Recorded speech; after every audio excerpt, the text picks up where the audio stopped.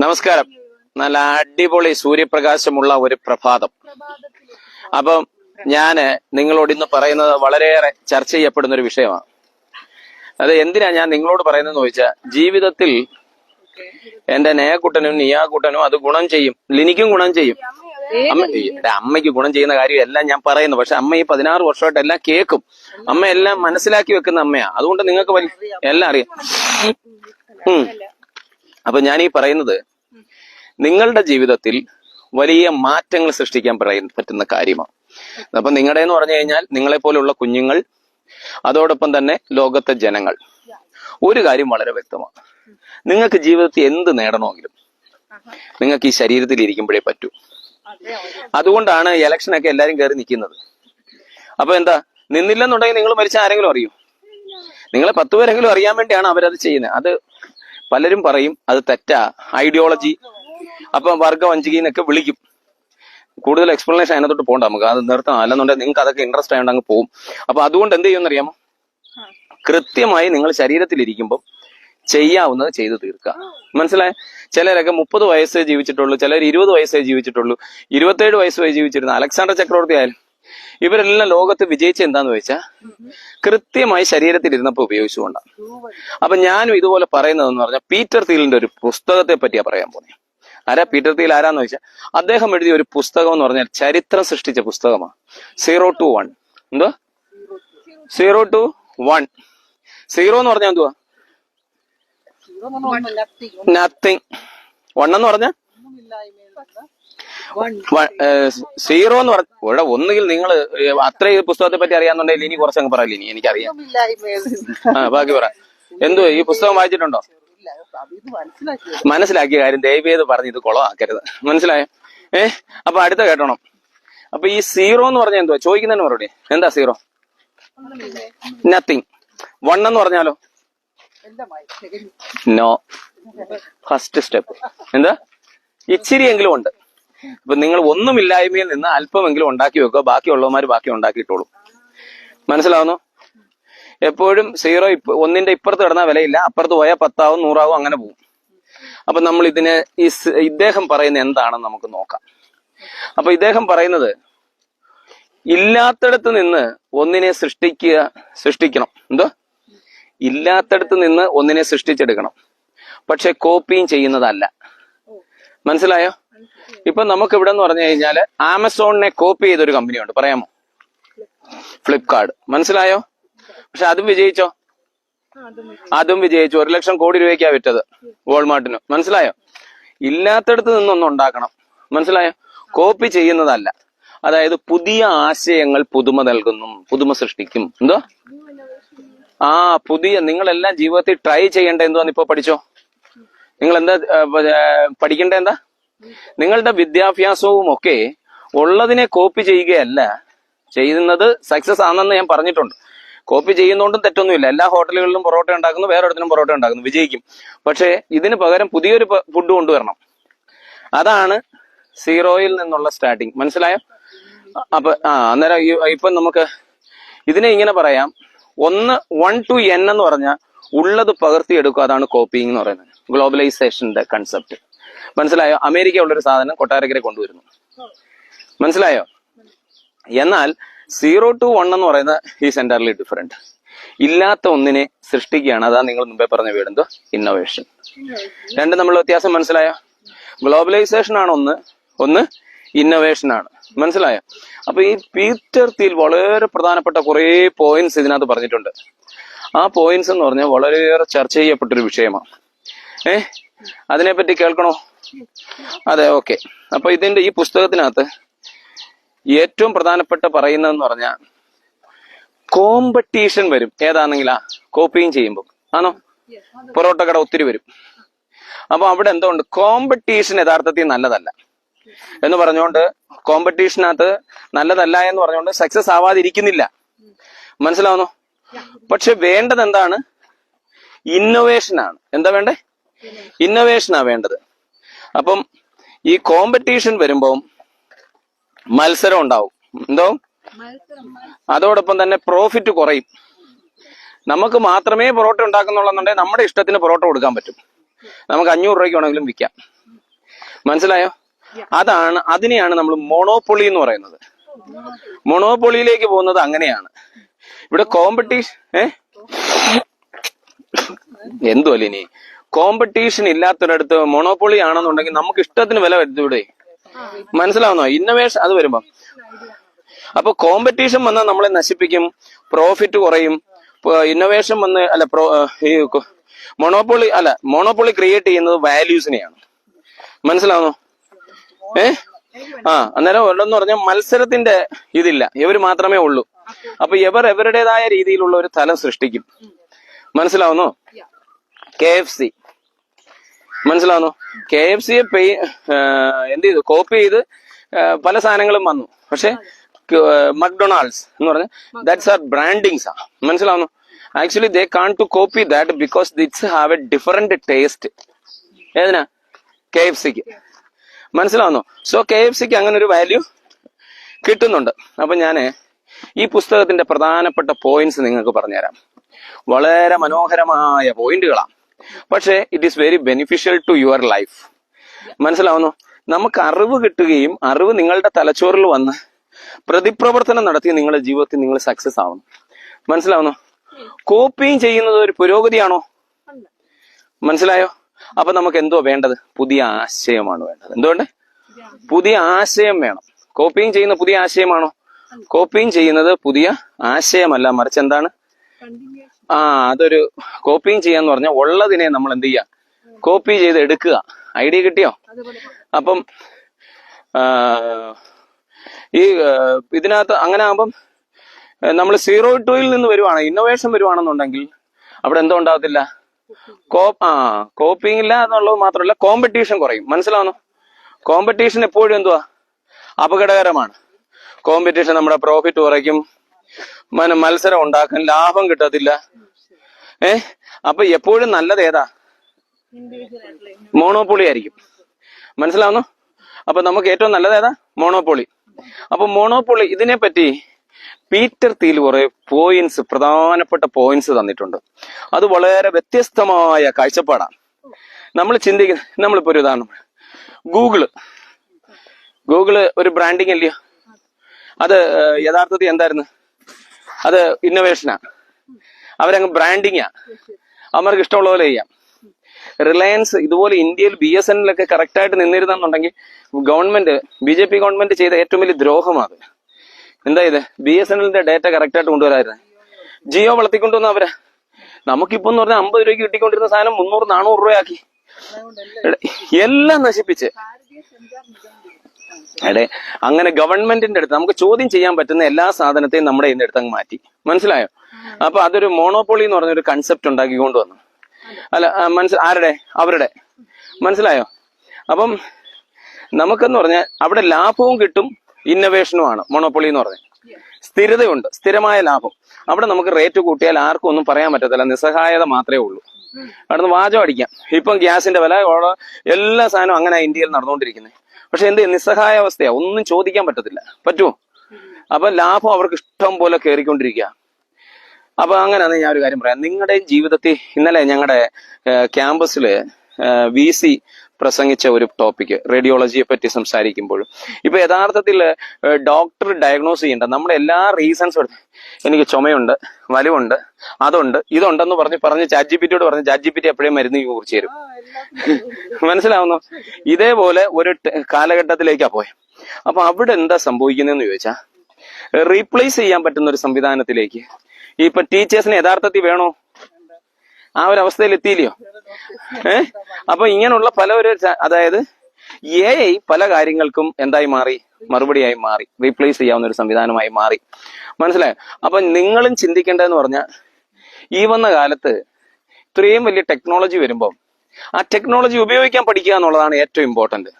അപ്പൊ അതിന്റെ ഇന്നോവേഷന് എങ്ങനെ ഡിസിഷൻ മേക്കിങ്ങിലൊക്കെ AI-യുടെ അതായിരുന്നു ഞങ്ങളുടെ ഇന്നലത്തെ ക്ലാസ്. ഇന്നലെ നാളെ ഉണ്ട്. അത് വളരെ നല്ലൊരു ക്ലാസ് ആണ്. അപ്പം MBA-ക്ക് ഒന്നും പഠിക്കണ്ടെന്നാണ് ആര് പറഞ്ഞേ? ചിലർ പ്രസംഗിച്ചപ്പം പറഞ്ഞു MBA പഠിക്കണ്ടെന്ന് പറഞ്ഞാൽ മാനേജ്മെന്റ് പഠിക്കേണ്ട കാര്യമൊന്നും ഇന്നില്ലെന്ന്. കാരണം നമ്മുടെ ഇയാളുടെ പേരെന്താ? നമസ്കാരം. അപ്പം അത് ഇന്നോവേഷൻ ഒന്നും പഠിക്കണ്ടെന്ന് ഇത് പഠിക്കണ്ടെന്ന് പറയുന്നതിന്റെ കാരണം എന്തെന്ന് വെച്ചാൽ എലോൺ മാസ്ക് എവിടെ MBA പഠിച്ചെന്ന് അവർ ചോദിക്കണേ. മനസ്സിലായി? അത് പോട്ടെ, അതൊരു വിഷയമല്ല. പക്ഷെ അതിനെ ഖണ്ഡിക്കാനാണെങ്കിൽ നമുക്ക് ഖണ്ഡിക്കേണ്ട വേറെ കാര്യങ്ങളുണ്ട്. അത് നമുക്ക് പിന്നെ പറയാവുന്ന കേസാണ്. അപ്പൊ മോണോപ്പൊളി എന്ന് പറഞ്ഞാൽ എന്തോന്ന് മനസ്സിലായല്ലോ. അപ്പൊ ഞാൻ പറയാം, നല്ലൊരു സ്റ്റാർട്ടപ്പ്, ഇതാ ഞാൻ പറയാൻ വന്നേ.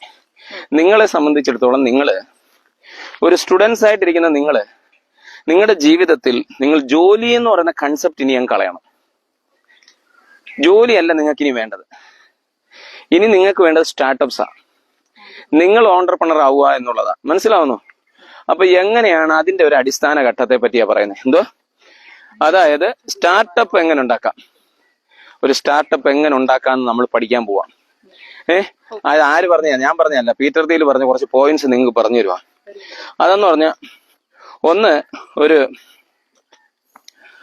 ഈ പ്രൊപ്രിയേറ്ററി ടെക്നോളജീസ് വരണം. അതായത് ഇപ്പൊ നിങ്ങൾക്ക് നടത്തിക്കൊണ്ടിരിക്കുന്ന സാധനം, ഇപ്പൊ നമ്മൾ കണ്ടോ, പൊറോട്ട പണ്ട് കുഴക്കിയായിരുന്നു. ഞാൻ പൊറോട്ടയുടെ കാര്യം പറയുന്നതെന്ന് പറഞ്ഞാൽ സിമ്പിൾ കോമൺ ചെയ്യുന്ന സാധനത്തെ പറ്റിയാ. അവിടെ എന്ന് പറഞ്ഞാൽ അൺസ്കിൽഡ് അല്ലെങ്കിൽ സ്കിൽഡ് ജോബ്സ് ഒക്കെയാ. ഇതൊക്കെ മെഷീൻ വന്നങ്ങ് ചെയ്യുക. അതുപോലെ മേശരി, എന്താ ഫിത്തി തയ്ക്കുന്നത്. ഇപ്പം ശാന്തും അതുമല്ല, അവന്മാരെ തന്നെ കൂട്ടി അവന്മാരങ്ങ് മെഷീൻ തന്നെ അങ്ങ് ചെയ്തോളും. മനസ്സിലാവുന്നു? അതാണ് 10x എന്ന് പറയുന്നത്. എന്താ? അതാണ് 10x. എക്സ് എന്ന് പറഞ്ഞത് ഇപ്പോഴത്തെ പ്രവൃത്തി. ടെക്നോളജി വന്നപ്പോഴത്തേ അതെന്തായി മാറി? 10x ആയി മാറി. ഇപ്പൊ നീ ഒരു മിനിറ്റിൽ, ആ നിയമങ്ങൾ ഇങ്ങോട്ടോട് ശ്രദ്ധിക്കുക, ഇപ്പൊ നീ ഒരു മിനിറ്റിൽ 5 പൊറോട്ട അടിക്കുന്നു. മെഷീൻ വന്നു കഴിഞ്ഞാൽ 50 പൊറോട്ടയാവും. അതാണ് 10x എന്ന് പറയുന്നത്. മനസ്സിലാവുന്നോ?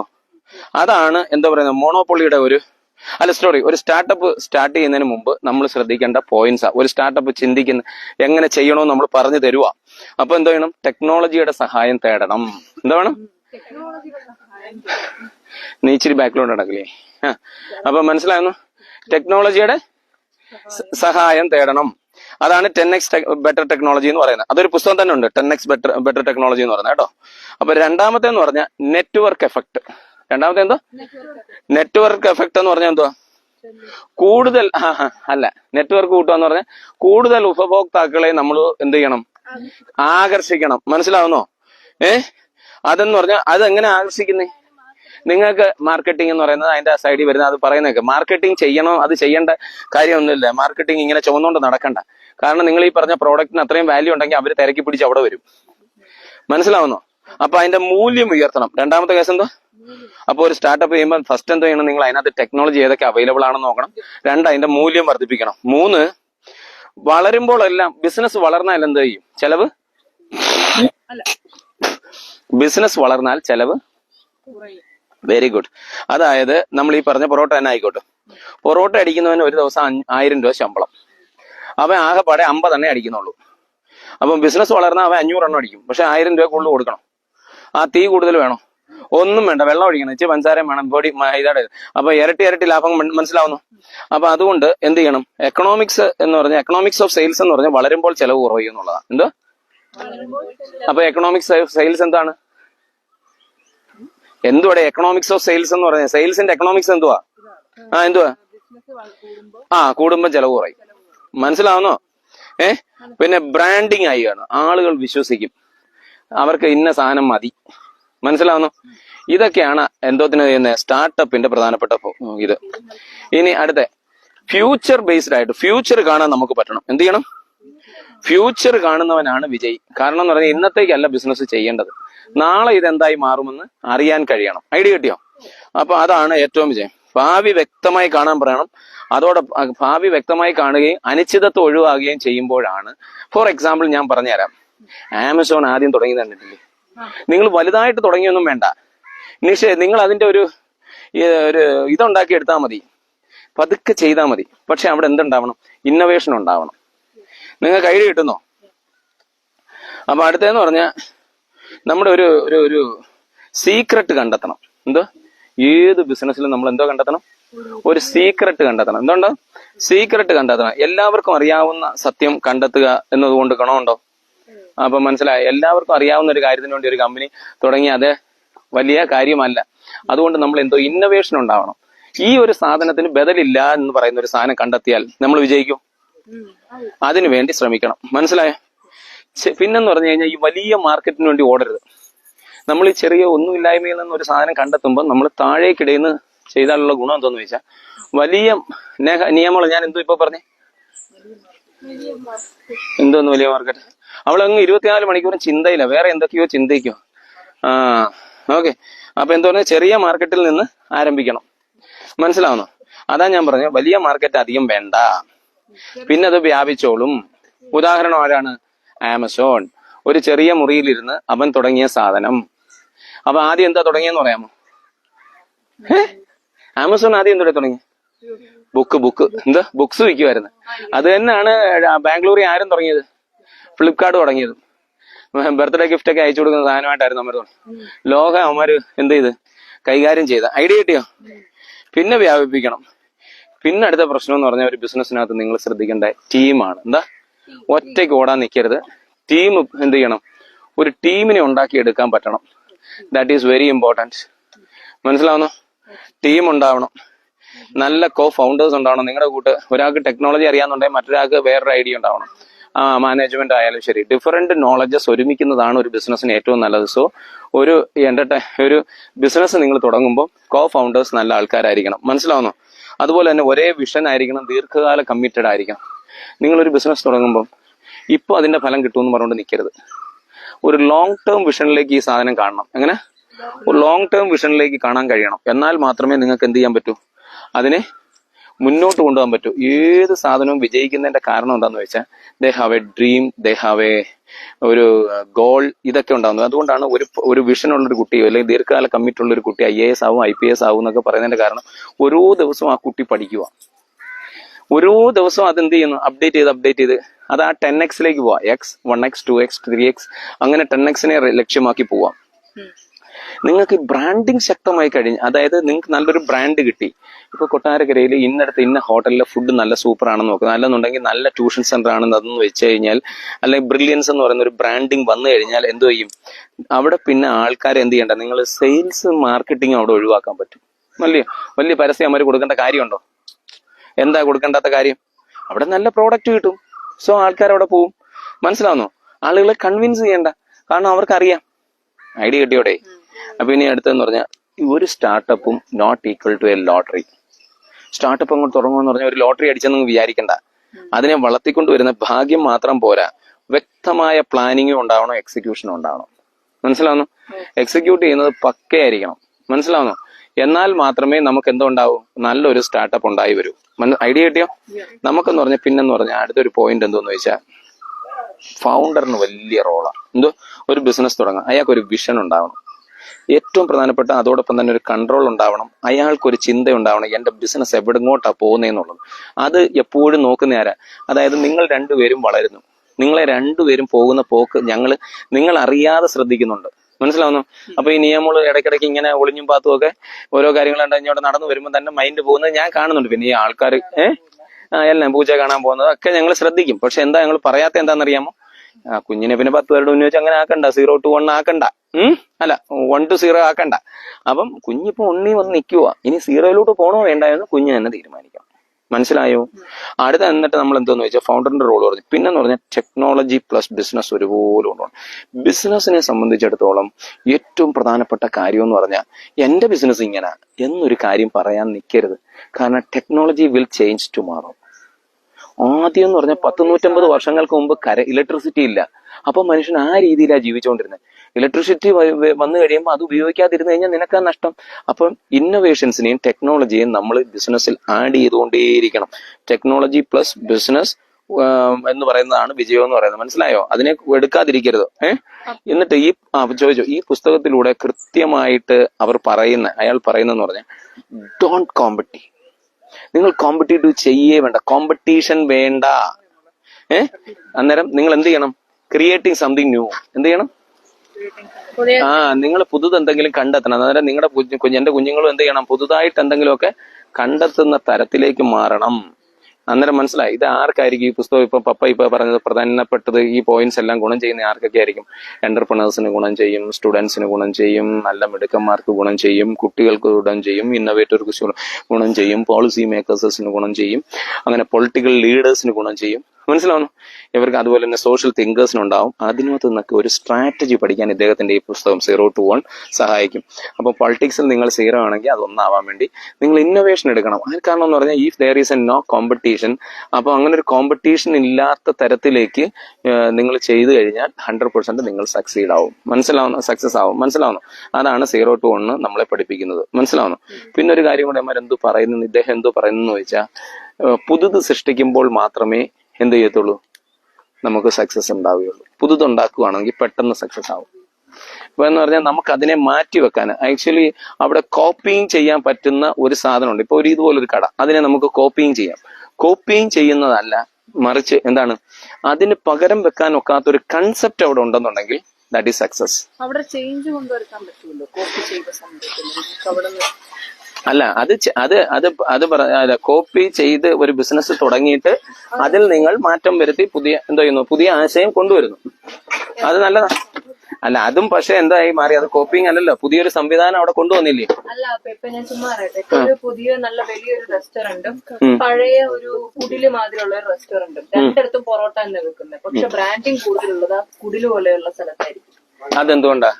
അത് നിങ്ങൾ എന്താ പറയുന്നതെന്ന് ചോദിച്ചാൽ, അത് മനുഷ്യന്റെ ഒരു നിയമൊളിഞ്ഞു പോമനെ ഇവിടെ അവിടെ ആരെങ്കിലും വന്നിരുന്നോട്ടെ. അപ്പൊ മനസ്സിലായോ എന്തായിരുന്നു പറഞ്ഞേ? അപ്പൊ അങ്ങനെ വരുന്നതെന്ന് പറഞ്ഞു കഴിഞ്ഞാൽ, നിങ്ങൾ എല്ലാ കൊച്ചു കടകളിലും, നിങ്ങൾ ഈ പറയുന്ന സമാന്തരമായ എല്ലാ കടകളിലും, അങ്ങനെ കൊച്ചു കടകളിലും എന്തോ ഉണ്ടാവണം, ബിസിനസ് ഉണ്ടാവണം. അതുണ്ടാവുന്നുണ്ടോ? ഇല്ല. അതല്ല പറഞ്ഞേ, കൊച്ചു കട എന്നല്ല, നല്ലൊരു മണി ഉണ്ടാക്കാൻ പറ്റും വലിയൊരു. അപ്പൊ അവിടെ എന്തോ ഉണ്ടായി, അവിടെ 0 to 1 ഉണ്ടായി. നിങ്ങൾ സ്റ്റെപ്പ് എന്ന് പറഞ്ഞാൽ ആളുകളുടെ ആശയത്തിലേക്ക് കുറച്ചുകൂടെ, അതെ, അവിടെ ഒരു ചേഞ്ച് വന്നില്ലേ മോളെ? ചേഞ്ച്. അപ്പൊ കോപ്പി ചെയ്ത സംഭവത്തിനകത്ത് വേറൊരു ചേഞ്ച്. കോപ്പിങ് എന്ന് പറയുന്നത് നമ്മൾ പറയുന്നതെന്ന് പറഞ്ഞാൽ എല്ലാവരും ചെയ്യുന്നത് ഓൺലൈൻ സാരി വിൽപ്പന എന്ന് പറഞ്ഞാൽ ഡിഫറെന്റ് ആണ്. അതൊരു ഓൺലൈൻ വരുന്നതെന്ന് പറഞ്ഞാൽ, ഓൺലൈൻ വരുവാന്ന് പറഞ്ഞാൽ ദാറ്റ് ഈസ് ആഡിങ് ടെക്നോളജി. നിങ്ങൾ ഒരു സാരി വിറ്റുകൊണ്ടിരുന്നിടത്ത് 500 സാരി ഒറ്റ ദിവസം തന്നെ പൊതിഞ്ഞു കൊടുക്കാൻ പറ്റുന്ന ഒരു തലത്തിലേക്കുള്ള ഡേറ്റ ക്ലിയർ ചെയ്യുന്നു. ഇപ്പോഴത്തെ ഏറ്റവും വലിയ ബിസിനസ് എന്താണെന്ന് വെച്ചാൽ ഡേറ്റ മൈനിങ് ആൻഡ് ഡേറ്റ സെല്ലിങ്സ് ആണ്. നിങ്ങൾക്കിപ്പം നിങ്ങളുടെ നാട്ടില് 100 പേര് ചിക്കൻ തിന്നും. എല്ലാ ഞായറാഴ്ച 100 പേര് എന്ത് ചെയ്യും? ചിക്കൻ തിന്നും. അപ്പൊ മോള് ഈ 100 പേർക്കും ചിക്കൻ കൊണ്ട് കൊടുക്കാൻ നിന്നാൽ, നിങ്ങൾ ആ കടയിൽ ചെന്ന് പറയാ, അണ്ണന് കടയും വേണ്ട, ഒന്നും വേണ്ട, അണ്ണ ഈ ഫാമിൽ ഇരുന്ന് തന്നെ ഈ കോഴിയെ വെട്ടി എനിക്ക് തരാമെങ്കിൽ ഞാൻ 100 പേർക്ക് കൊണ്ട് കൊടുക്കാം. അപ്പൊ അണ്ണ എത്ര രൂപയ്ക്ക് കോഴിയെ തരും? ഞാൻ 70 രൂപയ്ക്ക് തരാം. ഇപ്പൊ മാർക്കറ്റ് വില എത്ര? 95. അപ്പൊ 1 കിലോയ്ക്ക് 25 രൂപ വെച്ച് നിനക്ക് അധികം കിട്ടും. അപ്പൊ 100 പേർക്ക് കൊടുക്കാൻ പോവാ. ഒരു കോഴി എത്ര കാണും? 2 കിലോ 2.5 കിലോ ആണ്. അപ്പൊ 50-55 രൂപ നിനക്ക് കിട്ടി, മോക്ക് കിട്ടി. അങ്ങനെ 100 പേർക്ക് കൊണ്ട് കൊടുത്തു. ഒരു ആഴ്ചയിൽ എത്ര രൂപ കിട്ടി? 5500 രൂപ. ബിസിനസ് പറഞ്ഞു കൊടുത്തു. മനസ്സിലാവുന്നോടെ? ഇങ്ങനൊക്കെ ഓരോന്ന് ചെയ്യണം. മനസ്സിലാവുന്നു? ഇത് നിങ്ങൾ ഇന്ന് ചെയ്തില്ല, അതിനകത്തൊരു ഇന്നോവേഷൻ കിടപ്പുണ്ട്. അത് ഞാൻ പറഞ്ഞ് നിങ്ങൾ മനസ്സിലാക്കി നോക്കുക. അങ്ങനെയുള്ള കാര്യങ്ങൾ അങ്ങനെയാണ്. അതുപോലെ തന്നെ ബൾക്ക് ഉണ്ട്. അതായത് ഒരു ബുക്ക് നമുക്ക് 200 രൂപയ്ക്ക് ഒരാൾ തരാന്ന് പറഞ്ഞു. മനസ്സിലായോ? അതായത് ഈ പ്രിന്റിംഗ് എന്ന് പറഞ്ഞാൽ 1000 കോപ്പി അടിക്കുന്നതിന്, അല്ല 10,000 കോപ്പി അടിച്ച് അത് 10,000 പ്രിന്റ് കോപ്പി ചെയ്യുന്നതിന് 2000 രൂപ അല്ലെ 3000 രൂപ. എത്ര? 3000 രൂപ ചെയ്യും. പക്ഷെ 2000 കോപ്പി അടിക്കുന്നതിനും 2500 രൂപ, 500 രൂപയുടെ വ്യത്യാസമേ വരുന്നുള്ളൂ പേപ്പറിന്റെ. കാരണം എന്താ? ഈ അടിയുന്നവന്റെ പൈസയും അതോടൊപ്പം തന്നെ മെഷീനകത്തും ഒക്കെ എന്ന് പറഞ്ഞാൽ ആ തുച്ഛമായ വ്യത്യാസമേ വരുന്നുള്ളൂ. മനസ്സിലാവുന്നു? പേപ്പർ പ്ലസ് മറ്റവന് 500 രൂപയും കൂടെ അധികം കിട്ടുമെന്ന് വെച്ചോ ആ കടക്കാരന്. പക്ഷെ നമുക്ക് കിട്ടുന്ന പ്രോഫിറ്റോ അതാണ് 10x. അന്നേരം നമുക്ക് അങ്ങനെ വരുമ്പോൾ ബിസിനസിന്റെ എണ്ണം വർദ്ധിപ്പിക്കുകയാണ് ചെയ്യേണ്ടത്. ചില സ്ഥലങ്ങളിൽ അതും ഒരു ഗുണം. ഈ കോപ്പിയും വിജയിക്കുന്നത് അതുകൊണ്ടാണ്. പൊളിറ്റിക്സ് വേണം, രണ്ടുപേർക്കും വേണം. ഡിമാൻഡിനും സെയിലിനും ഒക്കെ ഒരു ഇക്വിലിബ്രിയം സ്റ്റേജിലേക്ക് കൊണ്ടുവരേണ്ട ഒരു നീഡ്. ഇക്വിലിബ്രിയം എത്തുക എന്ന് പറഞ്ഞാൽ എന്താണ്? ഡിമാൻഡ് സപ്ലൈയും സെയിം ഒരു സ്റ്റേബിൾ ആയിട്ടുള്ള രീതിയിൽ ബിസിനസ് ഇങ്ങനെ പോയിക്കൊണ്ടിരിക്കണം. അതുകൊണ്ട് നമുക്ക് വലിയൊരു ബിസിനസ് നടക്കുന്ന ഒരു കടയിലാണെന്നുണ്ടെങ്കിൽ നമുക്ക് ഈ പറയുന്ന ഒരു ഡിമാൻഡും എന്തോ നമ്മള് ചോദിച്ചേ, ഡിമാൻഡും സപ്ലൈ കൂടിയാലും ഡിമാൻഡ് അല്ല, സപ്ലൈ വരുന്നത് എങ്ങനെയാ? സപ്ലൈയും ഡിമാൻഡുമായിട്ട് ഭയങ്കര ബന്ധമാണ്. കാരണം എന്താന്ന് വെച്ച് കഴിഞ്ഞാൽ, നിങ്ങളുടെ വിൽപ്പന കൂടുന്നതിന്റെ കാരണം എന്താ? ഡിമാൻഡ് കൂടിയാണ്. അപ്പം ഡിമാൻഡ് കൂടുമ്പോ എന്തോ ചെയ്യും? സെയില് കൂടും. ഡിമാൻഡ് ഉണ്ടായതുകൊണ്ട് നമുക്ക് ഒരു കടയിൽ ഡിമാൻഡ് ഉണ്ടെന്ന് പറഞ്ഞുകൊണ്ട് ഇച്ചിരി അവിടെ പൈസ കൂട്ടാന്ന് പറഞ്ഞുകൊണ്ട് വലുതായിട്ട് പൈസ കൂട്ടാൻ പറ്റത്തില്ല. പൈസ കൂട്ടണമെങ്കിൽ നിങ്ങൾക്ക് എന്തോ ഉണ്ടാവണം? മോണോപ്പൊളി ഉണ്ടാവണം. മനസ്സിലായോ? ആ കടയിലേ കഴിക്കുമെന്നുള്ള ചിന്ത വരണം. കൺസ്യൂമറിന്റെ പ്രോഫിറ്റ്, പക്ഷെ അവിടെ വിൽക്കുന്ന ആൾക്ക് ഇതായിരിക്കും. കൺസ്യൂമർ ആണ് കൺസ്യൂമർ വാങ്ങിക്കുന്ന അല്ല കൺസ്യൂമർ അല്ല. നീ എന്തു ഈ പൊട്ടന്റെ അടുത്ത് പറഞ്ഞു? നിന്റെ ചോദ്യം വ്യക്തമല്ലാത്തോണ്ട് നീ ഡൗട്ട് ചോദിക്കും. ഞാനത് കൺസ്യൂമർ എന്തോ ഇങ്ങനെയുള്ളത് പറഞ്ഞിട്ട് കാര്യമില്ല. കാരണം എന്ന് പറഞ്ഞാൽ അത് ഒരു മാനേജ്മെന്റ് PhD കാരന് അത് കൺസ്യൂമർ എന്തോ എന്നെ പഠിപ്പിക്കുന്ന നിന്റെ സംശയം ചോദിക്കും. ഈ സാധാ ആൾക്കാർ ചോദിക്കുന്ന സംശയങ്ങൾ എന്ന് പറഞ്ഞാൽ എന്തോ കൺസ്യൂമറിന്റെ സ്പെല്ലിംഗ് എന്തോ ഇപ്പൊ പറ. ഇത് അല്ല ഞാൻ പറയുന്ന മനസ്സിലാവും. ചോദിച്ചതിന്റെ ഉത്തരം ചോദിക്കുന്ന ക്വസ്റ്റ്യൻ കറക്റ്റ് ആയിട്ട് ചോദിക്കാൻ പറ്റും. എന്തോ ചോദിച്ചേ? ചെറിയ ഡൗട്ട് ഇങ്ങനെ വന്നു ചോദിച്ചു. നമ്മളീ പറയുന്ന എല്ലാം നമ്മൾ കൺസ്യൂമേഴ്സിന് അല്ല കൺസ്യൂമർ ഇസ് ദ കിങ് എന്ന് പറയുന്നതിന് അല്ലെങ്കിൽ കസ്റ്റമർ ഇസ് ദ കിങ് എന്ന് പറയുന്നതിന് കാരണം ഇതെല്ലാം ഒരാൾക്ക് വേണ്ടിയാണ്. അവനാണ് അത് എത്ര വലിയ സ്ഥാപനമാണെന്ന് പറഞ്ഞാലും അവനാണ് അത് സെലക്ട് ചെയ്യാനുള്ള അവകാശമുള്ളത്. പക്ഷേ മോണോപോളി തിരിച്ച നീ വേണമെങ്കിൽ എടുത്തിട്ട് പോടാ എന്ന കൺസെപ്റ്റിലേക്ക് മാറ്റി. അതാണ് കൺസ്യൂമർ അവിടെ കിങ് ആവത്തില്ല. അല്ല സോറി, കസ്റ്റമർ അവിടെ എന്തോ ആവത്തില്ല,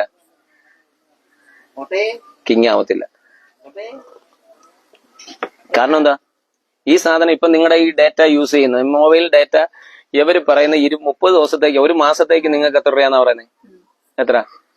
300 എത്ര അടി? 349 എത്ര ഒരു മാസത്തേക്ക്? പക്ഷെ ഒരു മാസം നിങ്ങൾക്ക് തരുമോ? പിന്നെ എത്ര ദിവസം തരും? 28 ദിവസം തരും. ഒരു മാസത്തിൽ 31 ഇല്ലേ? ആ 3 ദിവസം അവന്മാർ 27-ാം ദിവസം തൊട്ട് ഈ പരിപാടി തീർത്ത്. അപ്പൊ 4 ദിവസം ഒന്ന് പറഞ്ഞു തീർക്കട്ടെ. നീ പറ. ഒരു ദിവസം ഒരു മാസം അന്നേരം 4 ദിവസം എക്സസാ നമുക്ക് കിട്ടിയോ? അപ്പം 12 മാസം ആകുമ്പോ 12 4 48.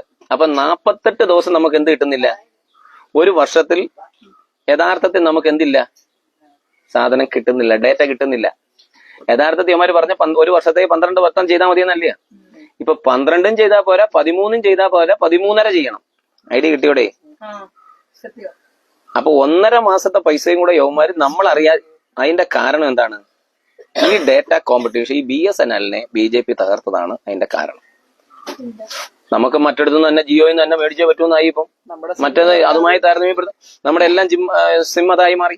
ഫ്രീ ആയിട്ട് സിം എല്ലാത്തിനകത്തും ഗവൺമെന്റ് ഇങ്ങനെയാണ് വലിപ്പിക്കുന്നത്. നിങ്ങൾക്ക് അതുപോലെ എന്ത് ചോദിച്ചാലും ഞാൻ പറഞ്ഞുതരാം. ഗവൺമെന്റ് വലിപ്പിക്കുന്ന സാധനം കോമ്പറ്റീഷൻ എന്തോ മറ്റേ കോമ്പറ്റീഷൻ 0 ആക്കി മാറ്റി കൊടുത്തു. അത് കൊള്ളത്തില്ല. അത് ഒന്നും ചെയ്യാൻ പറ്റത്തില്ല. നിങ്ങൾക്ക് ഒന്നും ചെയ്യാൻ പറ്റത്തില്ല. അതാണ് നമുക്ക് ഈ നാട്ടിൽ ഇപ്പോൾ സംഭവിച്ച. പക്ഷെ നേരെ മറിച്ച് KSRTC-യിൽ അങ്ങനെ ചെയ്താൽ നമ്മൾ ഒരു സമരം ചെയ്യത്തില്ലേ? കാരണം എന്താ? അത് പൊതുമേഖല ആയതുകൊണ്ട്. ഇലക്ട്രിസിറ്റിയുടെ വന്നു. ഇലക്ട്രിസിറ്റി ഇവന്മാരിപ്പോ എന്തോ ഇത് അങ്ങ് പ്രൈവറ്റ് ആക്കുക. എല്ലാം അങ്ങ് പ്രൈവറ്റ് ആക്കും. പ്രൈവറ്റ് ആക്കിയാൽ എന്ത് ചെയ്യും? അവർക്ക് മോണോപോളി ആവാൻ പറ്റും. നമുക്ക് എന്ത് ചെയ്യത്തില്ല? മനസ്സിലായി? ഇതാണ് BJP ഇന്ത്യയിൽ നടത്തിയ പരിഷ്കാരം. എല്ലാ സാധനവും അങ്ങനെ നിങ്ങൾ ചിന്തിക്കാത്തോണ്ടാ. മദ്യം തന്നെ കണ്ടില്ലേ കേരളത്തിൽ? എന്താ അവസ്ഥ? ഇങ്ങനെയൊക്കെ ഉണ്ടായി. ഇങ്ങനെ ഉള്ളൂ. ഗവൺമെന്റ് ആണ് നമ്മൾ വഴക്ക് പറയും. കാരണം ഗവൺമെന്റ് നമ്മളാ. നമ്മളെ എല്ലാ സാധനവും ഗവൺമെന്റിൽ നിന്ന് ഇവന്മാര് മാറ്റുന്ന എന്തിനാ? ജനം ചോദിക്കാതിരിക്കാനാ. ജനത്തിന് ഗവൺമെന്റ് ആകുമ്പോ ജനം എന്ന് പറയാ ജനമാണ് ഗവൺമെന്റ്. അപ്പൊ എന്ത് ചെയ്യാൻ പറ്റത്തില്ല? കൂട്ടാൻ പറ്റത്തില്ല. എറിഞ്ഞു പൊട്ടിക്കും, അടിച്ചു പൊട്ടിക്കും. മനസ്സിലാവുന്നോ? അങ്ങനെ അവര് ഫോഴ്സ്ഡ് ആവും. നിങ്ങൾക്ക് വിദ്യാഭ്യാസം 14 വയസ്സിൽ താഴെയുള്ളവർക്ക് തരും. പക്ഷെ നിങ്ങൾക്ക് എന്താ CBSE സ്റ്റാൻഡേർഡ് വിദ്യാഭ്യാസം തരാത്തെ? അത് ആർക്കറിയാം? ഗവൺമെന്റിന് അറിയാം. ഇത് കൊടുത്തു കഴിഞ്ഞാൽ എന്റെ മക്കൾ പഠിക്കേണ്ടത് ഈ പറയുന്ന BJP-യുടെ ആയാലും ശരി, കേന്ദ്രത്തിലെ നയം കൊണ്ടുവരുന്നവന്മാരുടെ എല്ലാം മക്കൾ ഇവിടെ വലിയ അമേരിക്കയിലും അവിടെ ഇവിടെയൊക്കെ പോയി പഠിക്കും. അപ്പൊ സാധാരണക്കാരന്റെ പിള്ളേരോട് പറയും തറ പന അതാ ഇത് പഠിക്കാൻ പറയും. അതാണ്ട് അതിന്റെ ട്രിക്ക് മനസ്സിലാവുന്നൂടെ? അപ്പൊ നിങ്ങൾക്ക് 5ാം ക്ലാസ് വരെ നിങ്ങൾക്ക് ഇംഗ്ലീഷ് പോലും നേരെ ചുവ പഠിക്കാൻ നിൽക്കാത്ത നിങ്ങളുടെ നല്ല പ്രായം ഏതാ? കാര്യങ്ങൾ ഓർമ്മയിരിക്കുന്ന പ്രായം ഏതാ? ഒന്ന് നിങ്ങളുടെ കുട്ടിക്കാലം. ആ കുട്ടിക്കാലത്ത് നിങ്ങൾ ഈ സാധനം പഠിപ്പിക്കത്തില്ല. അവരെ നിങ്ങൾ തറയും പനയും പഠിപ്പിച്ച് നിങ്ങളെ കൊണ്ട് എന്ത് ചെയ്യത്തില്ല? ആ പൊസിഷനിലേക്ക് എത്തിക്കത്തില്ല. അതെന്താ കാര്യം? എവന്റെ മക്കൾക്ക് കോമ്പറ്റീഷൻ ആവുന്നുണ്ടായതുകൊണ്ട്. ഇന്ന് നമ്മൾ ആരോടെങ്കിലും പറഞ്ഞു കഴിഞ്ഞാൽ എന്നെ പൊട്ടാ തെണ്ടി എന്നൊക്കെ വിളിക്കും. പിന്നെന്തോ അങ്ങനെ വിളിക്കുന്നത്. ഈ വട്ടൻ എന്തു പറയുന്നതെന്ന് ആരാ ചോദിക്കും? ഈ സാധാരണക്കാരനെ കൊണ്ട് ചോദിപ്പിക്കും. അവനാ വിദ്യാഭ്യാസം കൊടുത്തില്ല. അന്നേരം പിന്നെ അവനതെല്ലാം ചോദിക്കാൻ പറ്റും. അവൻ ഫേസ്ബുക്കിൽ ഇരുന്നിട്ട് തന്തയ്ക്കും തള്ളയ്ക്കും നമ്മളെ വിളിക്കും. കാരണം ഇതാണ് അവന് പറഞ്ഞു കൊടുത്തേക്കുന്ന വിദ്യാഭ്യാസം. പക്ഷെ അവന്റെ മോൻ എന്ത് ചെയ്യത്തില്ല. ഇപ്പൊ രാജീവ് ചന്ദ്രശേഖർ ഒരാളെ മോശമായിട്ട് ചീത്ത വിളിക്കും? ഇല്ല. വിളിക്കുന്ന അയാൾ ആ വിദ്യാഭ്യാസം കിട്ടിയ ആളാ. ശശി തരൂര് വിളിക്കൂ? നിങ്ങളുടെ കടത്തിന്റെ അല്ല എന്നുണ്ടെങ്കിൽ വേറെ എവിടെങ്കിലും ഇരുന്ന് ഒരുത്തനെ വിളിക്കും. കാര്യം എന്താ? അവനെ അതാക്കിയില്ല. മനസ്സിലായോ മോളെ? വിദ്യാഭ്യാസത്തിന്റെ ദോഷം. ഇനി എന്തെങ്കിലും സംശയമുണ്ടോ? ഇപ്പൊ 10X എന്ന് പറഞ്ഞ പീറ്റർ തീലിന്റെ പുസ്തകത്തെ പറ്റി ഒരു ഐഡിയ കിട്ടിയോ? നിങ്ങൾ ഇനി ജീവിതത്തിൽ ഇത് പഠിച്ചോണം. ഇന്നവേഷൻ എന്തുവെന്ന് പഠിക്കണം. കോമ്പറ്റീഷന്റെ ആവശ്യം ഉണ്ടോ എന്ന് പഠിക്കണം. കുട്ടികൾ തമ്മിൽ കോമ്പറ്റീഷന്റെ ആവശ്യമൊന്നുമില്ല. കാരണം എന്താ? ഓപ്പർച്യൂണിറ്റി നെവർ നോക്സ് ടോയ്സ് എന്നുള്ള രീതിയിൽ ഓപ്പർച്യൂണിറ്റി ഇഷ്ടം പോലെ തന്നു കഴിഞ്ഞാൽ, ടെക്നോളജി യൂസ് ചെയ്യാൻ തന്നു കഴിഞ്ഞാൽ, ഇതെല്ലാം നിങ്ങൾക്ക് തന്നു കഴിഞ്ഞാൽ നിങ്ങൾ ഇതിനകത്തൊന്നും ടെൻഷൻ അടിക്കണ്ട. കൂടുതലായിട്ട് ഞാൻ വലിച്ചു കിട്ടുന്നില്ല. Thank you.